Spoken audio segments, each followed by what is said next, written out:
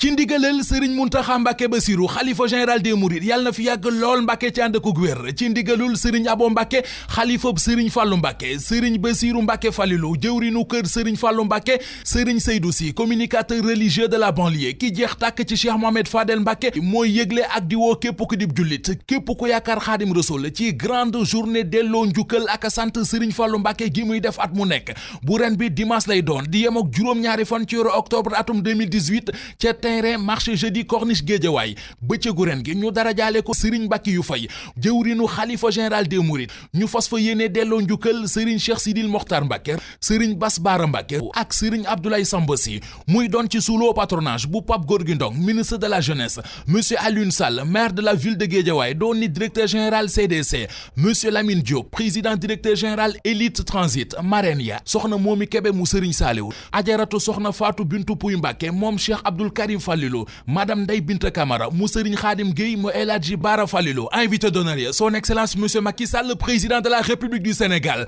ak soxnaam soxna Marème Sall première dame monsieur Mohamed Boun Abdallah Dionne premier ministre monsieur Aly Ngouille Ndiaye ministre de l'Intérieur monsieur Matar Ba ministre des Sports madame Mariama Sarr ministre fonction publique doonit maire bu Kaolack monsieur Birima Mangara ministre du budget monsieur Mor Ngom ministre conseiller talibé Serigne Fallou Pire monsieur Malick Fall directeur fonds solidarité nationale maître Madické Niang ministre président groupe parlementaire PDS monsieur Bassirou Ndiaye chef de cabinet ministre de l'Intérieur Serigne Medoune Sey borom Tawfekh Serigne Makhtar Thiane borom Melax ambassadeur itinérant bu Serigne Fallou Mbacké Cheikhouna Sall mu Serigne Abo Sall Cheikh Mbacké Ndiaye responsable politique APR ca Yeumbeul Racine Ba responsable politique APR ca Guédiawaye honorable député Mika Ba Serigne Lamane Ndiaye opérateur économique Serigne Gueye boulanger opérateur économique Alioune Thiane opérateur économique Eli Mbaye opérateur économique Omar Gueye opérateur économique Maître Dieng avocat à la cour Serigne Fallou Mbacké transitaire Lamine Camara transitaire Ibou Fall transitaire Farba Sedar Ndiaye di transitaire monsieur Youssou Ndiaye opérateur économique